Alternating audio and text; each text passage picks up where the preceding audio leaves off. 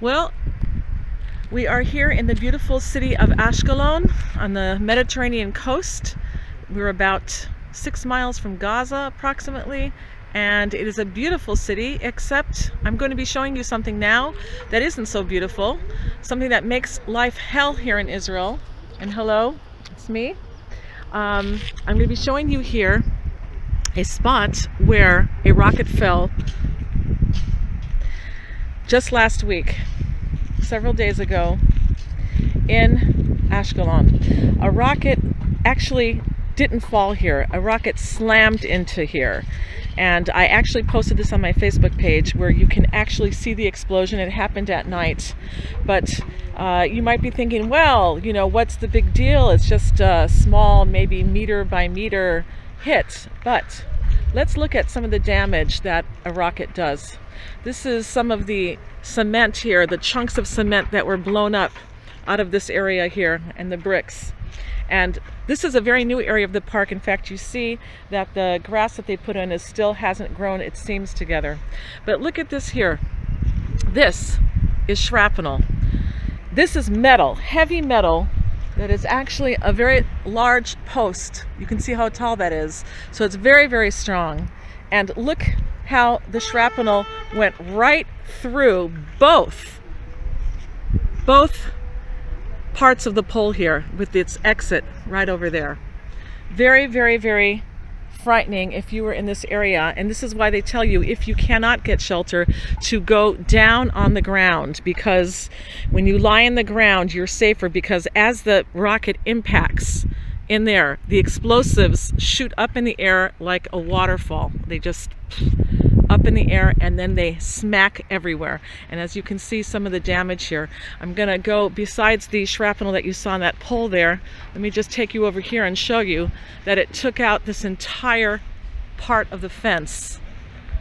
This right here that you see is a structure that the Ashkelon city is putting up for people to be able to do fake rock climbing as they come to this is called Delilah Beach, because the story of Samson and Delilah also took place in Ashkelon. But look at this, the whole entire fence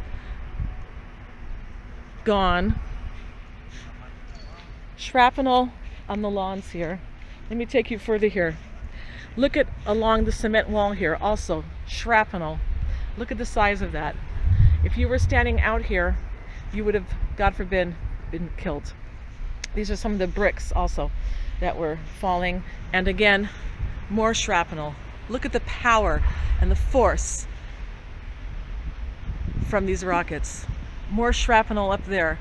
You see the holes in the post there.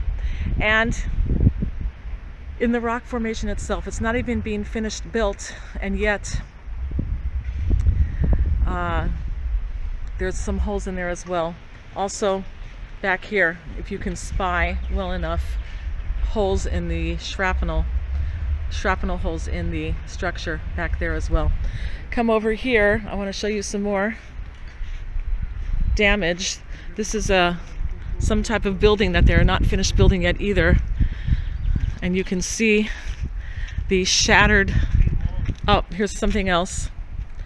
Also shrapnel holes everywhere.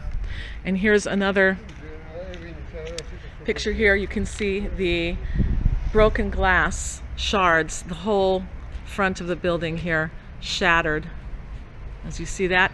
And on the wall behind, more holes from the shrapnel of this one rocket that hit. And in the wood here as well, holes everywhere. I don't know if you can see so well, but all over there you can see the holes of the rocket that hit, even on the side here. Take a look at this. If a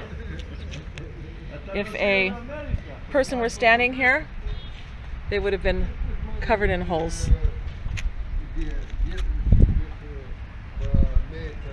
Look at this. Extensive damage.